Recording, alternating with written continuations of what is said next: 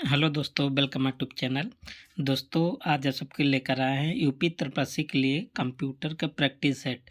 तो जिस हिसाब से आजकल आयोग क्वेश्चन पूछ रहा है, उसी के अनुसार क्वेश्चन को लगभग सेट किया गया है। तो आज हम सब देखेंगे कुल 20 क्वेश्चन। तो जिस प्रकार से क्वेश्चन सेट किया गया आप सब देख सकते हैं, 4 ऑप्शन का है, मतलब 4 स्टेटमेंट का क्वेश्चन है। तो 20 × 4 आप कह सकते हैं, तो लगभग आपका क्वेश्चन आज बनेगा 80 लगभग। ठीक है, तो आप सब इसको टेस्ट के थ्रू आप सब दे सकते हैं कि आप सबका पेपर के लिए कितना तैयार हो गया ना, जो आने वाले एग्ज़ाम के लिए। जैसे अप्रैल में जो वीपीओ का है, मंडी परिषद का है या अन्य कोई एग्ज़ाम होगा, तो आप सब इसके लिए परख सकते हैं। ठीक है, तो आप सब देख सकते हैं क्वेश्चन का लेवल क्या है, बहुत अच्छा लेवल रखा गया है।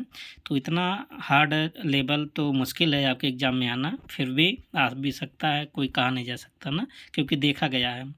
तो दोस्तों, आप सब सबसे पहले चैनल को सब्सक्राइब कर लीजिए और पीडीएफ के लिए ऊपर होम पेज पर जाएंगे, टेलीग्राम का लिंक होगा, आप वहां से जुड़ सकते हैं। ठीक है, तो चलते हैं आपके क्वेश्चन की तरफ। आपका पहला क्वेश्चन है,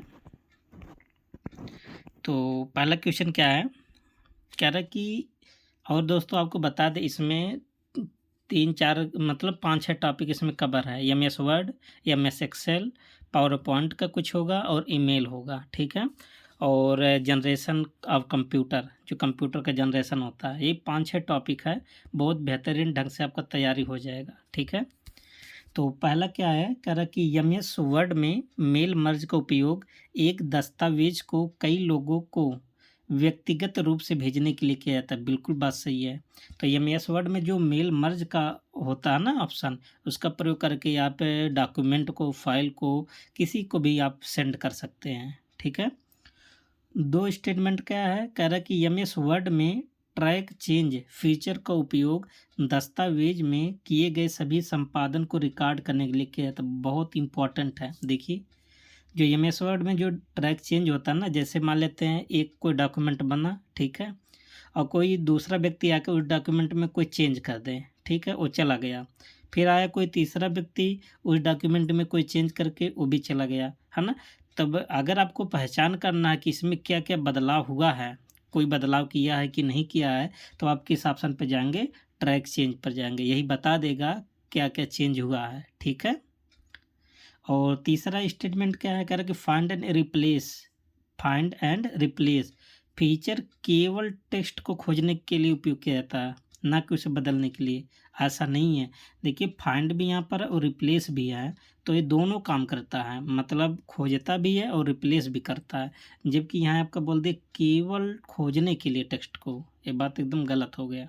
ठीक है, तो तीसरा स्टेटमेंट गलत है। चौथा स्टेटमेंट क्या है, कह रहा कि एमएस वर्ड में हेडर एंड फुटर केवल पहले पेज पर लागू किए जा सकते हैं। क्या सही है? देखिए, हेडर एंड फुटर का प्रयोग पूरे पेज पर आप लागू कर सकते हैं। ठीक है, ऐसा कोई कंडीशन नहीं है। तो ये भी आपका गलत है। केवल वैसे भी जहाँ शब्द आता है नेगेटिव लगभग रहता है। देखिए, यहाँ भी केवल ही है, यहाँ भी केवल है। ठीक है, तो आपका पहला सही है, और कौन सा सही है, दूसरा स्टेटमेंट सही है। तो देख लेते हैं कहाँ पर स्टेटमेंट है, कौन सा ऑप्शन है, पहला ऑप्शन है। केवल 1 और 2 सही है। तो दोस्तों, आप सब पहला क्वेश्चन आप सब देख लिए हैं, क्या लेवल है। सेम टू सेम इसी प्रकार से आपका 20 क्वेश्चन पूरा मिलेगा। तो आप सब अपनी तैयारी को परख सकते हैं। एक मॉक टेस्ट के थ्रू आप सब देखिए कितना आप सबका तैयार है। ठीक है, यदि आपको आ रहा है क्वेश्चन ना, तो आपके मन में तुरंत आ जाता है कि हमें आ रहा है क्वेश्चन। तो यहाँ पर देख लीजिए, कुछ दिया डिटेल में कि मेल मर्ज का उपयोग व्यक्तिगत दस्तावेज को भेजने के लिए किया जाता है। ठीक है, और ट्रैक चेंज फीचर संपादन रिकॉर्ड, संपादन का मतलब तो एडिट, ठीक है, जो बदलाव करते हैं उसका रिकॉर्ड करता है। और फाइंड एंड रिप्लेस केवल खोजने के लिए नहीं होता, बल्कि टेक्स्ट को बदलने के लिए भी किया जाता है ना, रिप्लेस करने के लिए। इसलिए 3 ऑप्शन क्या था, स्टेटमेंट गलत था। और हेडर और फुटर पूरे दस्तावेज में लागू किए जा सकते हैं। ठीक है, जबकि उसमें कहा था केवल शायद पहले पेज पर। देख लेते हैं, तो केवल पहले पेज पर बोला ना, जबकि आप पूरे पेज पर भी लागू कर सकते हैं। और आज का दूसरा क्वेश्चन है, कह रहा कि एमएस एक्सेल में वी लुकअप बहुत इंपॉर्टेंट है, पूछा गया था पेपर में। अभी जल्दी, है ना, जो जनवरी फरवरी में हुआ था। वी लुकअप फंक्शन का उपयोग वर्टिकली डेटा को खोजने के लिए किया था। बिल्कुल बात सही है। एक आपका तो वी लुकअप, एक होता है एच लुकअप, है ना। वी लुकअप मतलब वर्टिकली, एच लुकअप मतलब हॉरिजेंटली, है ना। तो नाम से ही आप निकाल सकते हैं, वी मतलब वर्टिकल, यहाँ भी देखिए वर्टिकल है, तो बिल्कुल आपका बात सही है। वी लुकअप का प्रयोग एक्सेल में वर्टिकल जो डेटा होता है ना उसको सर्च करने के लिए किया जाता है। स्टेटमेंट नंबर 2 क्या कहता है, पाइवट टेबल का उपयोग डेटा को सारांशित और विश्लेषण करने के लिए किया जाता है। बिल्कुल बात सही है ना, बहुत इंपॉर्टेंट है दूसरा स्टेटमेंट। तीसरा क्या कह रहा है कि एम एस एक्सेल में काउंट इफ फंक्शन का उपयोग केवल संख्यात्मक डेटा गिनने के लिए किया जा सकता है। ऐसा नहीं है, काउंट का प्रयोग केवल संख्यात्मक मान गिनता है, ठीक है। काउंट एप का मान सबको गिन लेता है। तो तीसरा आपका क्या हो जाएगा, गलत हो जाएगा, है ना। तीसरा क्या है, गलत। और चौथा स्टेटमेंट क्या है, कह रहा है कि कंडीशनल फॉर्मेटिंग फीचर का उपयोग डेटा को बेहतर ढंग से प्रस्तुत करने के लिए किया जाता है। ये भी बात सही है। तो आपका कौन सा सही हुआ, पहला, दूसरा और चौथा। तीसरा स्टेटमेंट क्या है, गलत है ना। तो 1 2 एंड 4 कहाँ पर है, 1 2 एंड 4, तो ऑप्शन क्या बन जाएगा, बी। ओके, तो दोस्तों आप सबको समझ में आ रहा होगा, है ना, क्योंकि तैयारी आप सबकी बेहतर हो रही होगी। पेपर आने वाला है बीपीओ का और मंडी परिषद का। और यदि आप सब जूनियर असिस्टेंट की तैयारी कर रहे हैं या जीटी की तैयारी कर रहे हैं तो अभी आप सबके लिए टाइम है। ऐसा क्वेश्चन अटेंड कीजिए, है ना, बड़े क्वेश्चन से डरिए मत, अभी से सामना कीजिए, अच्छा आपका परफॉर्मेंस होगा, ठीक है। देखिए यहाँ लिखा है वी लुकअप वर्टिकल डेटा को खोजने के लिए उपयोग किया जाता है और पाइवट टेबल डेटा विश्लेषण में मदद करता है, ठीक है। और काउंट इफ न केवल संख्यात्मक मान को खोजता है बल्कि टेक्स्ट आधारित डेटा को भी गिन लेता है, मतलब गिनता है ना। जैसे काउंट का प्रयोग होता है ना, जैसे 1 2 3, इसको खाली काउंट कर लेता है। अगर कोई टेक्स्ट है ना तो भी काउंट इफ उसको क्या कर लेगा, काउंट कर लेगा। और कंडीशनल फॉर्मेटिंग से डेटा को आकर्षण और स्पष्ट बनाया जाता है ना। तो यहाँ पर देख सकते हैं आप सब, एक्सप्लेन भी है, आप सबको तुरंत याद भी हो जाएगा। क्वेश्चन नंबर 3, और ईमेल में सीसी का पूरा नाम याद होना चाहिए, कार्बन कॉपी, है ना, का उपयोग किसी व्यक्ति को सूचना देने के लिए किया जाता है लेकिन वह मुख्य प्राप्तकर्ता नहीं होता है। तो यही तो बात इसमें बिल्कुल बात सही है, सीसी का प्रयोग करके आप ईमेल को भेज सकते हैं लेकिन वह मुख्य रूप से उसको प्राप्त करता नहीं होता, बिल्कुल बात सही है। कह रहे कि ब्लाइंड कार्बन कॉपी, बीसीसी का पूरा नाम है, में शामिल प्राप्तकर्ता को अन्य प्राप्तकर्ताओं के ईमेल पते दिखाई देते हैं। देखिए यहाँ पर खुद लिखा ब्लाइंड कार्बन कॉपी, मतलब यहाँ पर किसके पास ईमेल गया किसके पास नहीं गया, कौन कौन ईमेल देखा, कोई किसी को नहीं जान पाता है, ठीक है। ये गोपनीय रहता है बीसीसी, जबकि सीसी में ओपन रहता है, सब लोग एक दूसरे को देख लेते हैं कि किसके किसके पास ईमेल गया, है ना। तो दूसरा आपका ये गलत हो जाएगा, पता दिखाई नहीं देता इसमें, ठीक है। और एसएमटीपी पूरा नाम क्या है, simple mail transfer protocol, email भेजने की प्रक्रिया के लिए प्रयोग करता है, बिल्कुल बात सही है ना। और स्टेटमेंट नंबर 4 क्या है, कर कि POP3 मतलब पोस्ट ऑफिस प्रोटोकॉल 3 क्या है, वर्जन 3 का उपयोग ईमेल सर्वर से मेल डाउनलोड करने के लिए किया जाता है, बिल्कुल बात सही है ना। देखिए जो POP3 होता है ना, सर्वर पर ही ईमेल को डाउनलोड कर लेता है। तो चौथा सही है, और कौन सा सही है, तीसरा सही है और पहला सही है, दूसरा स्टेटमेंट आपका गलत है। तो 1 2 4 कहाँ, 1 2 4 1 2 4 1 2 4 नहीं है क्या ऑप्शन में, एक मिनट फिर से चेक कर लेते हैं।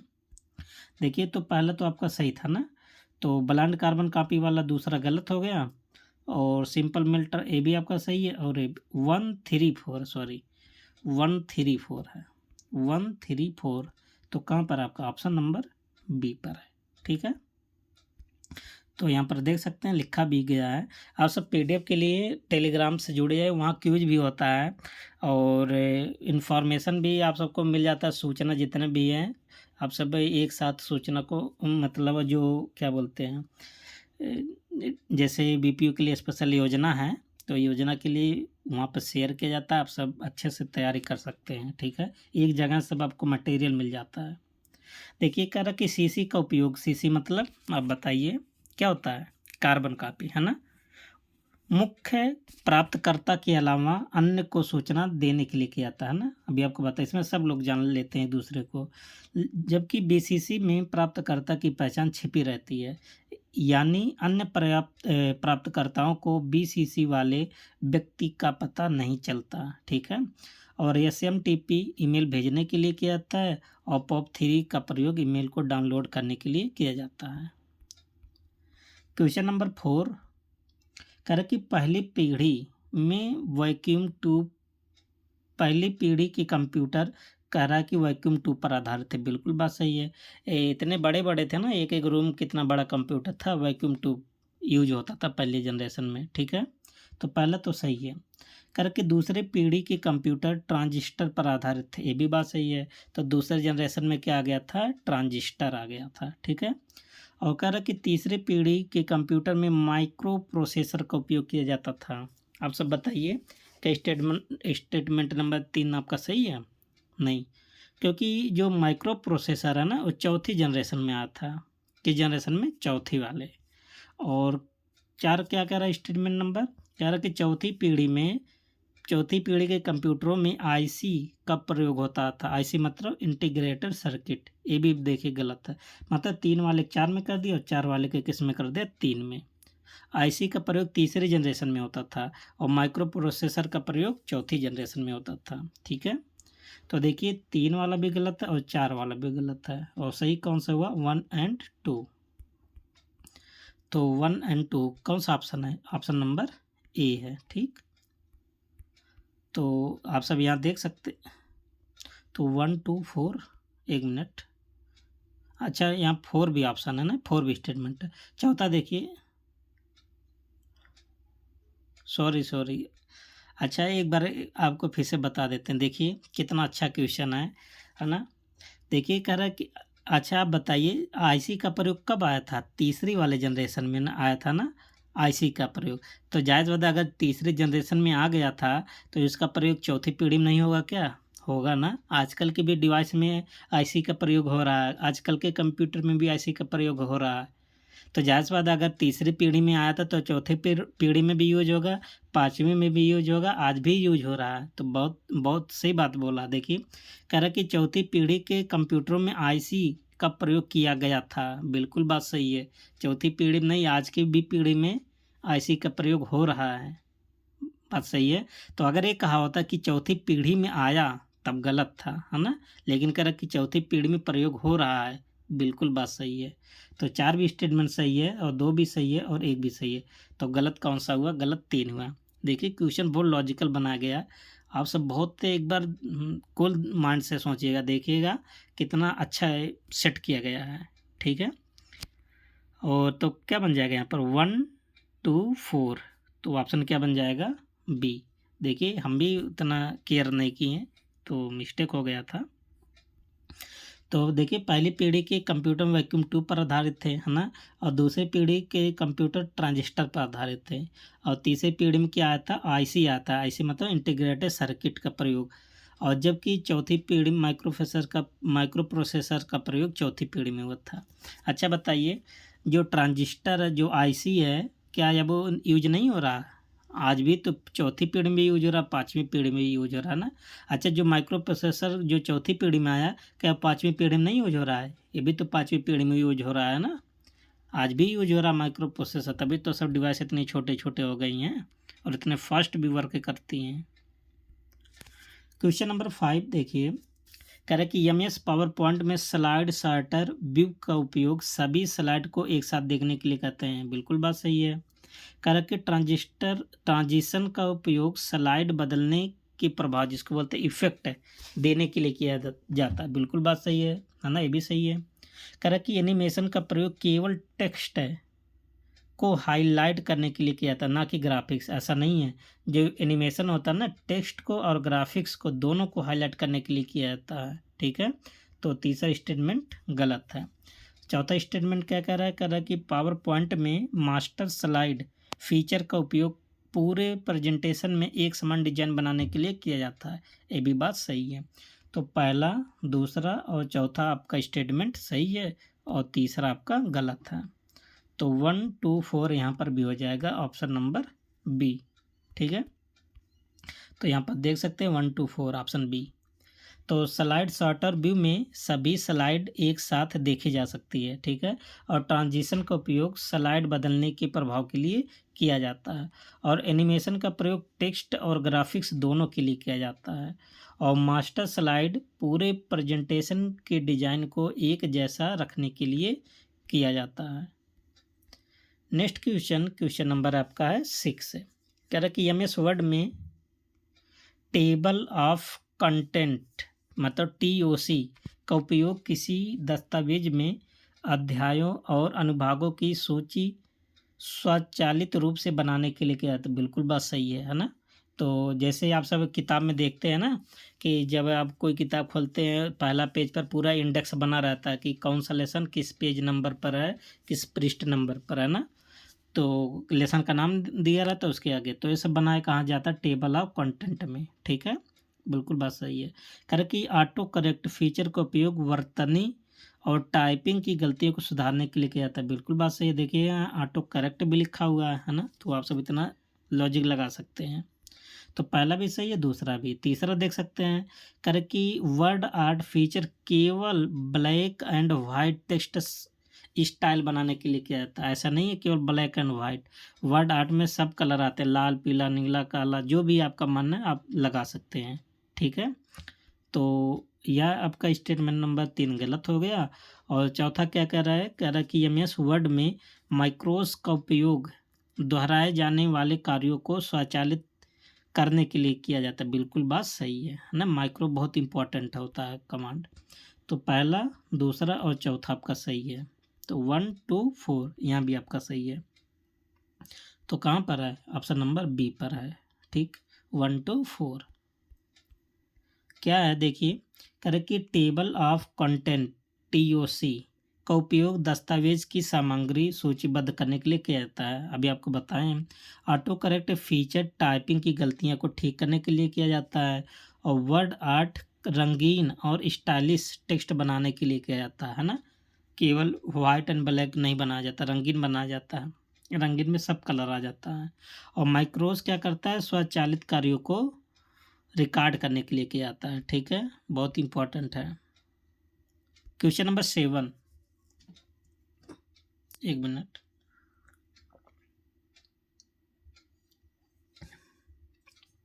क्या है क्वेश्चन नंबर 7? कह रहा कि MS एक्सेल में एब्सोल्यूट सेल रेफरेंस, जैसे इसमें ऐसे लिखा जाता है ना, $A, $1 ऐसा लिखा जाता है, का उपयोग तब किया जाता है जब हम किसी फार्मूले सेल को स्थिर या कह सकते हैं फिक्स करने के लिए कहते हैं। तो बिल्कुल बात सही है। देखिए, एब्सोल्यूट सेल को जैसे डॉलर से रिप्रेजेंट करते हैं। ठीक है, तो पहला आपका सही है। कह रहा कि इफ फंक्शन का उपयोग तार्किक परीक्षण करने में के लिए किया जाता है ना, लॉजिकल टेस्ट में। ये भी बात सही है। तो पहला और दूसरा स्टेटमेंट सही है। तीसरा स्टेटमेंट क्या कह रहा है? कह रहा है कि फ्रिज पेन फीचर का उपयोग केवल पंक्ति को स्थिर करने के लिए किया जाता है, कॉलम को नहीं। ऐसा नहीं है। देखिए, फ्रिज पेन्स का उपयोग करके आप कॉलम को भी स्टेबल कर सकते हैं, मतलब स्थिर कर सकते हैं, और रो को भी कर सकते हैं, दोनों को कर सकते हैं, लेकिन एक साथ दोनों को नहीं कर सकते, ध्यान देना। रो को और कॉलम को कर सकते हैं, जैसे रोक सकते हैं, लेकिन एक ये अगर दोनों को एक साथ रोक दें, ऐसा नहीं होता। एक बार में या तो कॉलम ही आपका रुकेगा या तो रो ही रुकेगा। ठीक है, तो ये आपका तीसरा गलत है। और चौथा क्या करेगा? डाटा वैलिडेशन फीचर का उपयोग यह सुनिश्चित करने के लिए किया जाता है कि सेल में सही प्रकार का डेटा दर्ज किया जाए। बिल्कुल बात सही है।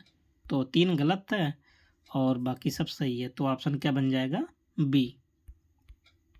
ठीक है, तो देखिए, कह रहा कि एब्सोल्यूट सेल रेफरेंस का प्रयोग फार्मूले में सेल को स्थिर करने के लिए किया जाता है। बिल्कुल बात सही है ना। ये डॉलर इम्पॉर्टेंट है, एब्सोल्यूट आएगा तो डॉलर जरूर लगा रहेगा, है ना।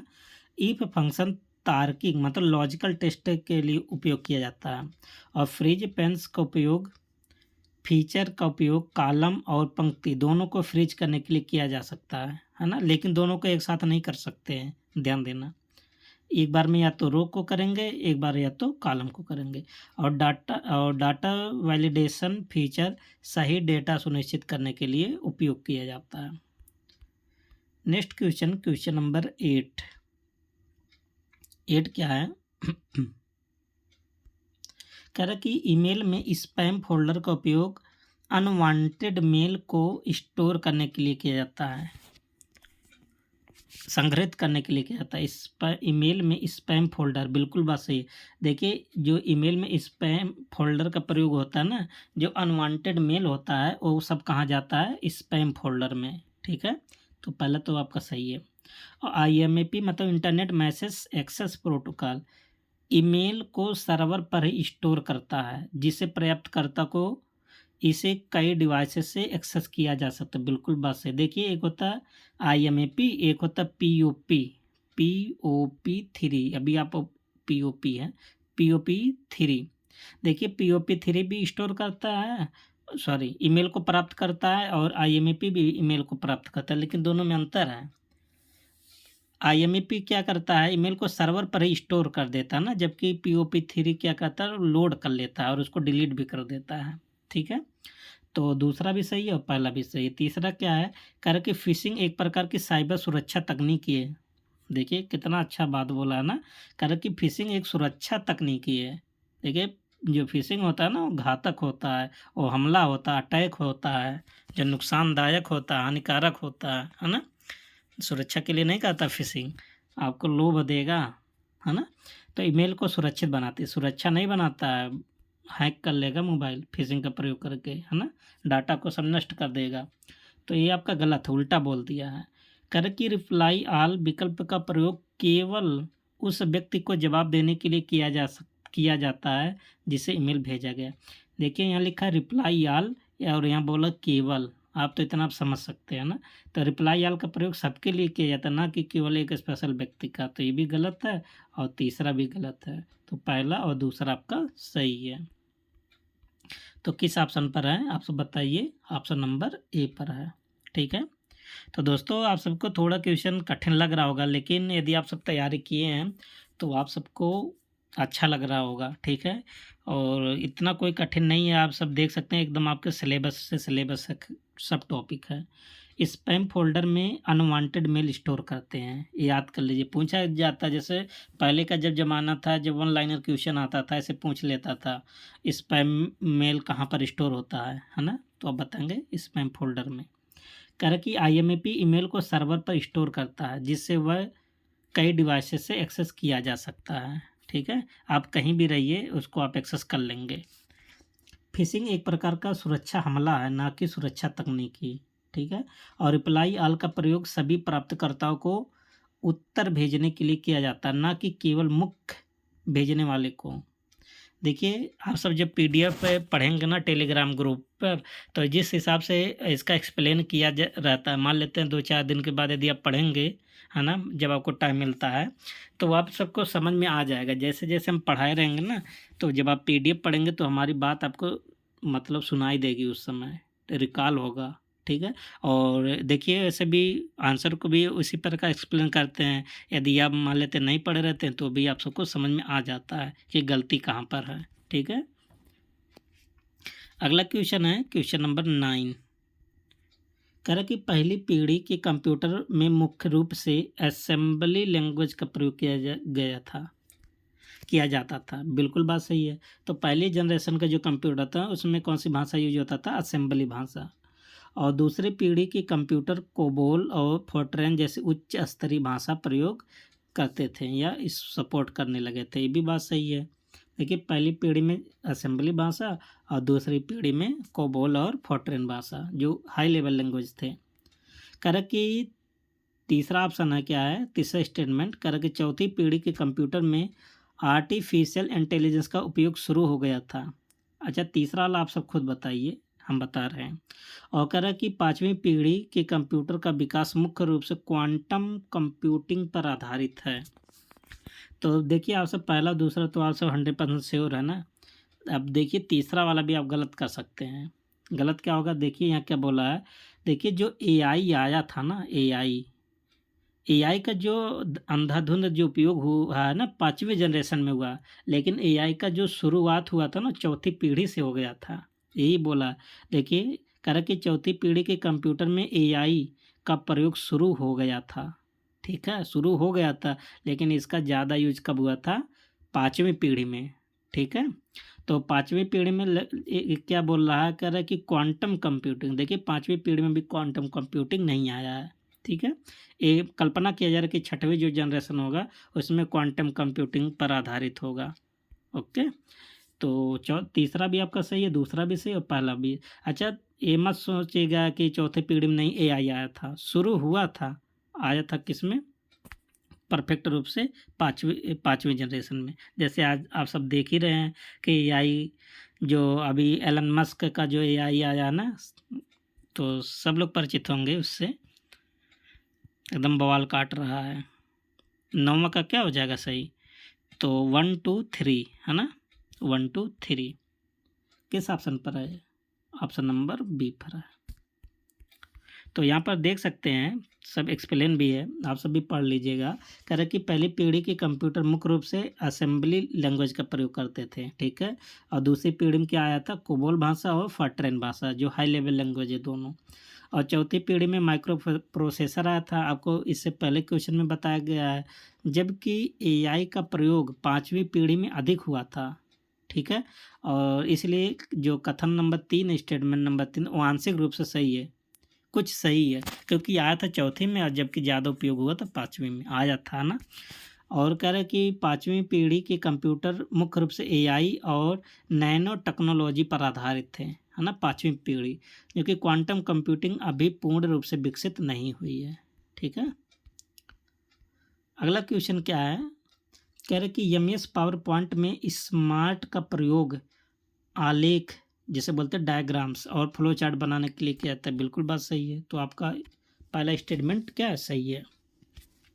कर कि स्लाइड मास्टर का प्रयोग पूरे प्रेजेंटेशन में एक समान लेआउट और डिजाइन लागू करने के लिए किया जाता है, ये भी बात सही है।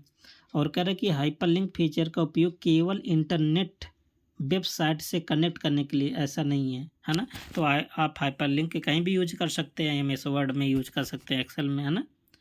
करें कि पावर पॉइंट में रीहियर्स टाइमिंग फीचर का उपयोग स्लाइड शो प्रस्तुति का अभ्यास करने में किया जाता है, बिल्कुल बात सही।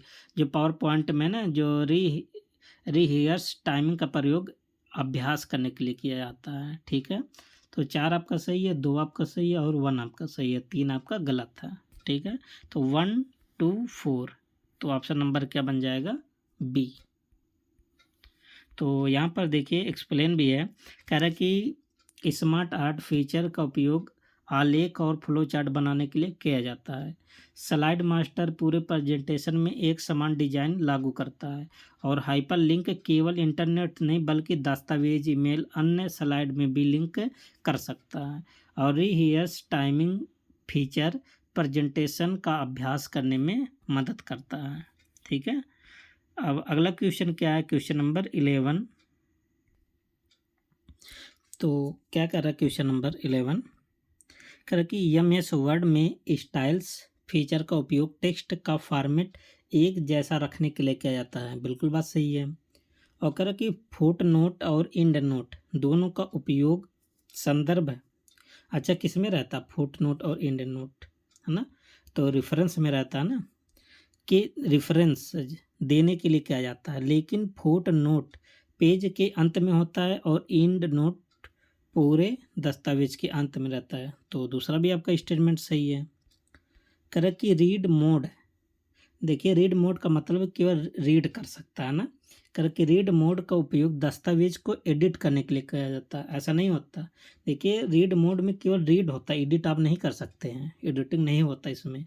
तो इस ये आपका क्या हो जाएगा? गलत हो जाएगा ना। जबकि कह रहे रीड मोड में एडिट करने की बात बोल रहा है, जो कि गलत है।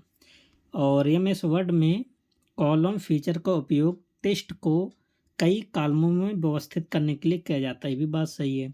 तो तीसरा गलत है और 1 2 4 आपका क्या हो जाएगा? सही हो जाएगा। तो बी आपका ऑप्शन है, ठीक है।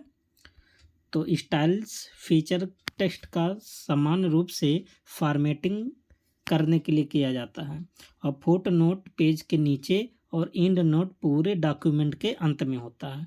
रीड मोड में दस्तावेज पढ़ने के लिए यूज होता है, ना कि एडिटिंग करने के लिए। और कॉलम फीचर का उपयोग करके टेक्स्ट को अखबार जैसे कॉलम शैली में व्यवस्थित करने के लिए किया जाता है। क्वेश्चन नंबर 12 क्या है, MS एक्सेल से है। कह रहा कि MS एक्सेल में गोल सीक फीचर का उपयोग किसी विशेष परिणाम के लिए इनपुट वैल्यू को समायोजित, जिसे बोलते हैं एडजस्ट करने के लिए किया जाता है। बात सही है, एकदम बात सही है। कह रहा कि काउंट फंक्शन का प्रयोग केवल संख्यात्मक मान को गिनने के लिए किया जाता है। बिल्कुल बात सही है। देखिए, एक होता काउंट, एक होता काउंटा, है ना, एक होता काउंट इफ। तो काउंट का प्रयोग केवल संख्या को गिनता है। बात तो सही बोल रहा।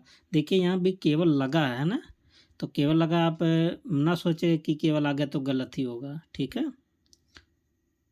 और क्या कह रहा है कि पाई चार्ट का उपयोग डेटा को श्रेणियों में विभाजित करके तुलना करने के लिए किया जाता है। ये भी बात सही है ना।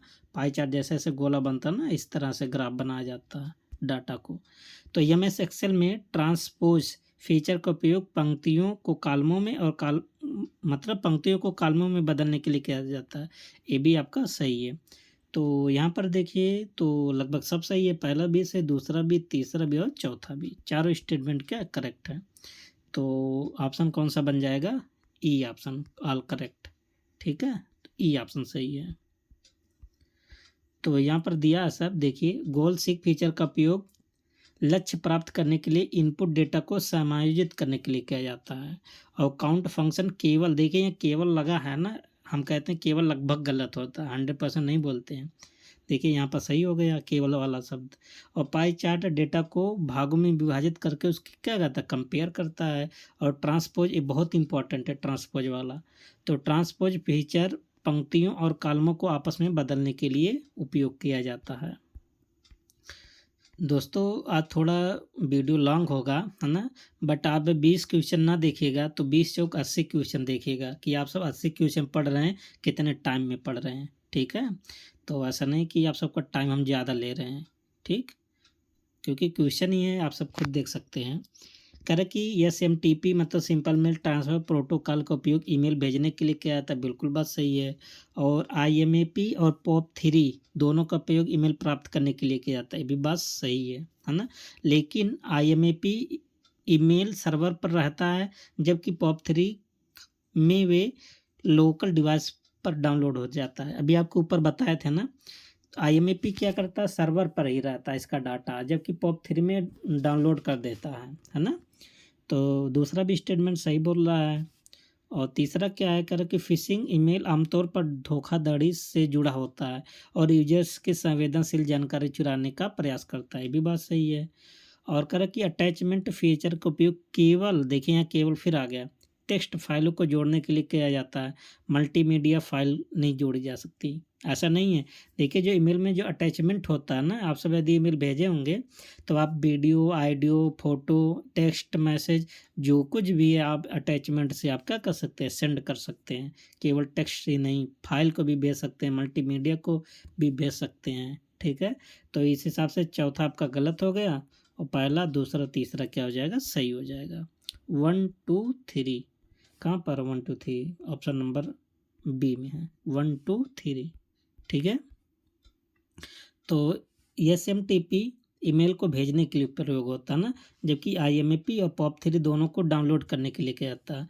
अंतर क्या है, IMAP सर्वर पर ही रखता है, जबकि जो POP3 है वो डिवाइस में क्या कर लेता है, डाउनलोड कर लेता है। और फिशिंग ईमेल धोखाधड़ी का एक रूप है। और अटैचमेंट फीचर का प्रयोग करके टेक्स्ट के अलावा इमेज हो, ऑडियो, वीडियो, फाइल, जो कुछ भी आप सब अटैच करके भेज सकते हैं, कोई दिक्कत नहीं होगा, ठीक है। हाँ लेकिन बाउंड्री रहता है कि कितने MB तक आप भेज सकते हैं ना, ये सब भी रहता है ईमेल में। अगला क्या है, क्वेश्चन नंबर 14, कह रहा कि तीसरी पीढ़ी के कंप्यूटर में ट्रांजिस्टर का प्रयोग किया गया था। बात सही है। देखिए ट्रांजिस्टर का प्रयोग दूसरी पीढ़ी में आया था, तीसरी पीढ़ी में IC आया था ना, IC। तो पहले तो आपका गलत हो जाएगा। और कह रहा कि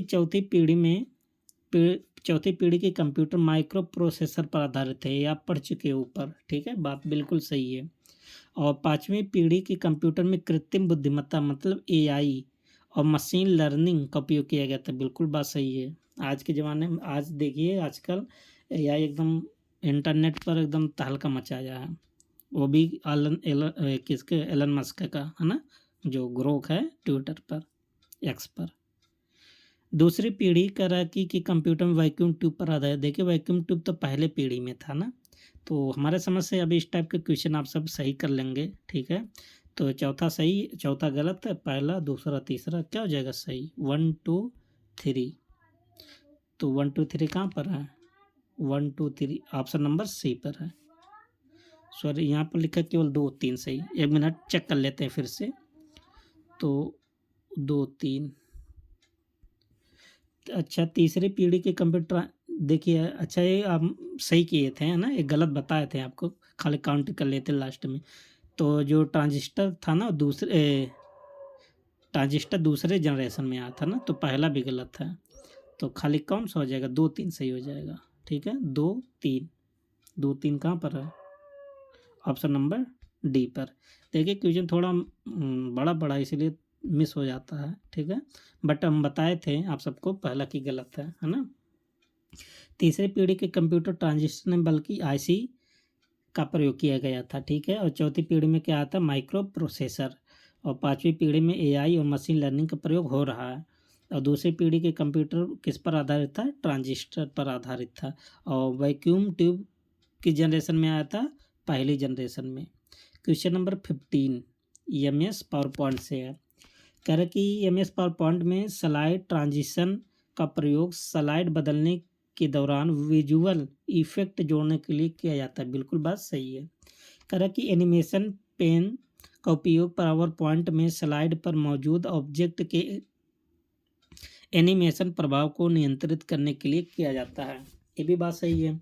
और तीसरा क्या है, कह रहा कि नोट पेन का प्रयोग प्रेजेंटेशन के दौरान दर्शकों को दिखाने के लिए किया जाता है। देखिए ये आपका गलत है ना, जो नोट पेन होता है ना, इसमें दर्शक नहीं देखते हैं ना, प्रेजेंटेशन देखता है खुद, है ना, दर्शक इसमें नहीं देखता। और पावर पॉइंट में स्लाइड मास्टर का उपयोग पूरे प्रेजेंटेशन में एक समान डिजाइन लागू करने के लिए किया जाता है, ये आपको स्टेटमेंट पहले मिल चुका है। तो 1 2 4 सही है, 1 2 4 कहाँ पर, 1 2 4 1 2 4 ऑप्शन नंबर कहाँ पर है, बी पर है, ठीक है। तो यहाँ पर देखिए मेंशन भी है कि स्लाइड ट्रांजिशन स्लाइड बदलने के दौरान टेक्स्ट इफेक्ट को जोड़ता है, ठीक है। और एनिमेशन पेन स्लाइड पर ऑब्जेक्ट के एनिमेशन को कंट्रोल करता है। और नोट पेन केवल प्रेजेंटर के लिए होता है, दर्शकों के लिए नहीं होता है, ठीक है। और स्लाइड मास्टर पूरे प्रेजेंटेशन की डिजाइन को एक समान बनाए रखने में मदद करता है। क्वेश्चन नंबर 16 है एमएस वर्ड से, बहुत इंपॉर्टेंट है पहला ही स्टेटमेंट। कह रहा कि एमएस वर्ड में ट्रैक चेंज फीचर का प्रयोग दस्तावेज में किए गए संपादन को ट्रैक करने के लिए किया जाता है, बिल्कुल बात सही है ना, ट्रैक चेंज का प्रयोग। और मेल मर्ज फीचर का उपयोग एक ही डॉक्यूमेंट को अलग अलग व्यक्तियों के नाम और विवरण के साथ कस्टमाइज करने के लिए किया जाता है, ये भी बात सही है। और कह रहा कि control plus shift plus N shortcut key का उपयोग एमएस वर्ड में किसी पैराग्राफ को नॉर्मल स्टाइल में बदलने के लिए किया जाता है, ये भी बात सही है। और एमएस वर्ड में थ्रेशर्स टूल का उपयोग समानार्थक जैसे सेंटोनियम्स हो गया और एंटोनियम्स शब्दों को खोजने के लिए किया जाता है। तो यहाँ पर देखिए सब सही है, पहला दूसरा तीसरा और चौथा। इसमें से कुछ आप ऊपर पढ़ चुके हो, जैसे पहला भी पढ़ चुके हो, दूसरा भी पढ़ चुके हो, है ना, बाकी तीसरा और चौथा इसमें नया क्वेश्चन ऐड है, ठीक है। तो यहाँ पर सब सही है, तो वाल स्टेटमेंट करेक्ट, तो ऑप्शन ई हो जाएगा, ठीक। देखिए ट्रैक चेंज फीचर का प्रयोग संपादक मतलब एडिट ट्रैक करने के लिए आपको बताया था ना, अगर एक ही डॉक्यूमेंट को कई लोग आके चेंज कर लेते हैं ना, तो आप यहाँ से देख सकते हैं। और मेल मर्ज फीचर का प्रयोग एक डॉक्यूमेंट को अलग अलग लोगों के लिए कस्टमाइज करने में किया जाता है। और control plus shift plus N shortcut key का प्रयोग करके पैराग्राफ को नॉर्मल स्टाइल में बदलने के लिए किया जाता है। और थ्रेशर्स का प्रयोग समानार्थक और विपरीतार्थक शब्दों को खोजने के लिए किया जाता है। तो यहाँ पर सब सही है। क्वेश्चन नंबर 7 नहीं 17। तो कह रहा कि एमएस एक्सेल में पाइवट टेबल का उपयोग बड़े डेटा को समराइज और विश्लेषण करने के लिए किया जाता है। ये भी आपको स्टेटमेंट ऊपर मिल चुका है, तो बिल्कुल बात सही है। और वी लुकअप फंक्शन का उपयोग किसी टेबल से एक विशेष मान को वर्टिकली खोजने के लिए किया जाता है। ये भी बात सही है। देखिए दोनों स्टेटमेंट आपको ऊपर पढ़ा दिए हैं, लेकिन कहने का तरीका अलग अलग था। ठीक है तो वही चीज़, लेकिन कहने का तरीका अलग है और सही भी है। और कंडीशनल फॉर्मेटिंग फीचर का उपयोग केवल सेल की सीमा जैसे बॉर्डर को बदलने के लिए किया जाता है। ये आपका गलत है ना। तो तीसरा गलत है और चौथा देख लेते हैं। कह रहा कि काउंट इफ फंक्शन का प्रयोग किसी शर्त के आधार पर सेल को गिनने के लिए किया जाता है। ये भी बात सही है। तो तीसरा गलत हो गया, 1 2 4 आपका सही हो जाएगा। ऑप्शन क्या बन जाएगा? बी। पाइवट टेबल डेटा का सारांश और विश्लेषण करने के लिए उपयोग किया जाता है। वी लुकअप एक कॉलम में वर्टिकली डेटा को खोजने के लिए किया जाता है। आपको पढ़ा चुके हैं। एक दो प्रकार का होता है, एक होता है एच लुकअप, एक होता है वी लुकअप। एच लुकअप कहाँ देखता है? हॉरिजॉन्टली में। और वी लुकअप कहाँ देखता है? वर्टिकली में। ठीक है, और बाकी सब हो गया। यही आपका नया था, काउंट इफ किसी शर्त के आधार पर सेल को गिनता है। ठीक है, क्वेश्चन नंबर 18। अभी 2 क्वेश्चन और है, बस खत्म होने वाला आपका। कह रहे कि POP3 प्रोटोकॉल ईमेल को लोकल डिवाइस पर डाउनलोड करता है, आमतौर पर सर्वर से मेल डिलीट कर देता है। बिल्कुल बात सही है। ये क्या करता है ना, डाउनलोड करके फिर उसको क्या कर देगा? डिलीट कर देगा।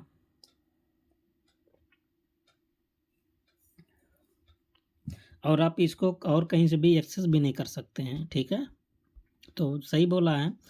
कह रहा कि IMAP मतलब internet message access protocol email को सर्वर पर रखता है, जिसमें उपयोगकर्ता इसे किसी भी डिवाइस से एक्सेस कर सकता है। ये भी बात सही, बहुत इंपॉर्टेंट है दोनों।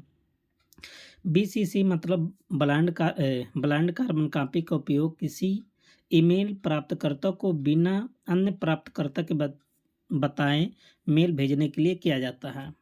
बात सही है। और कह रहा कि फॉरवर्ड फीचर का प्रयोग किसी प्राप्त ईमेल को अन्य व्यक्ति को बिना संपादन मतलब बिना एडिट किए भेजने में किया था। ये भी बात सही है। ये भी बात सही है। ठीक है, तो कौन सा सही हुआ? ऑल करेक्ट हो जाएगा, है ना, ऑप्शन नंबर ई। तो यहाँ पर देखिए कुछ क्वेश्चन आपका ऊपर हो गया था, जैसे POP3 IMAP तो बता चुके, ये भी बता चुके थे। फॉरवर्ड का प्रयोग आप सब जान लीजिए कि फीचर का उपयोग प्राप्त ईमेल को अन्य व्यक्ति को भेजने के लिए किया जाता है ना।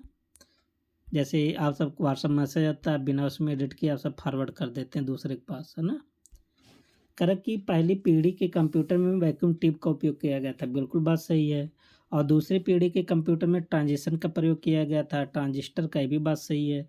और तीसरी पीढ़ी के कंप्यूटर में माइक्रो प्रोसेसर, देखिए माइक्रो जो प्रोसेसर था ना वो चौथी पीढ़ी में आता था। ठीक है, तो तीसरा गलत हो जाएगा।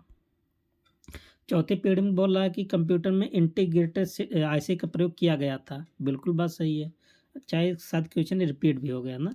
देखिए वैसे तो IC जो सर्किट आया था ना वो तीसरी जनरेशन में आता, तो ज़्यादा बात अगर तीसरी में आएगा तभी तो इतना बड़ा बड़ा डिवाइस इतना छोटा छोटा हो गया, तो चौथी पीढ़ी में तो यूज होगा ही। तो यहाँ पर कौन सा ऑप्शन हो जाएगा सही? सी ऑप्शन हो जाएगा। ठीक है, ये 7 क्वेश्चन रिपीट हो गया है ना। और क्वेश्चन नंबर आज का है 20 और आज का लास्ट क्वेश्चन। कह रहा कि MS पावर पॉइंट में स्लाइड लेआउट का प्रयोग स्लाइड के डिजाइन और कंटेंट प्लेसमेंट को निर्धारित करने के लिए किया जाता है। बिल्कुल बात सही है।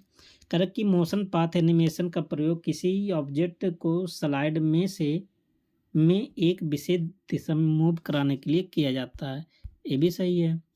और हैंड आउट मास्टर का प्रयोग प्रेजेंटेशन में दर्शकों को देखने के लिए स्लाइड को व्यवस्थित करने में किया जाता है। और चौथा स्टेटमेंट क्या है? कह रहा कि पावर पॉइंट में स्लाइड शो मोड का प्रयोग प्रेजेंटेशन प्रस्तुत करने के लिए किया जाता है। ये भी बात सही है। तो यहाँ पर कौन सा सही हो जाएगा? 1 2। देखिए यहाँ पर तीसरा गलत है ना, बता नहीं थे क्या? तीसरा यहाँ पर गलत है, बाकी सब सही है। ठीक है, तो कौन सा सही हो जाएगा? 1 टू फोर। ठीक है, तो देखिए स्लाइड लेआउट स्लाइड के डिजाइन और कंटेंट को सेट करने के लिए किया जाता है। ठीक है, और मोशन पाथ एनिमेशन किसी ऑब्जेक्ट को मूव कराने के लिए उपयोग होता है। और हैंड आउट मास्टर का प्रयोग दर्शकों को स्लाइड दिखाने के लिए नहीं किया जाता बल्कि प्रिंट आउट को व्यवस्थित करने के लिए किया जाता है ना। इसीलिए 3 यहाँ पर देखिए क्या था, गलत था। देखिए यहाँ बोला कि दर्शकों को दिखाने, दर्शक को नहीं देखेगा बल्कि क्या होगा, प्रिंट को व्यवस्थित करने के लिए किया जाता है। ठीक है, तो दोस्तों आज आप सब देख लिए 20 क्वेश्चन है। आप सबका इसमें कितना सही हुआ कितना गलत हुआ आप सबको पता है।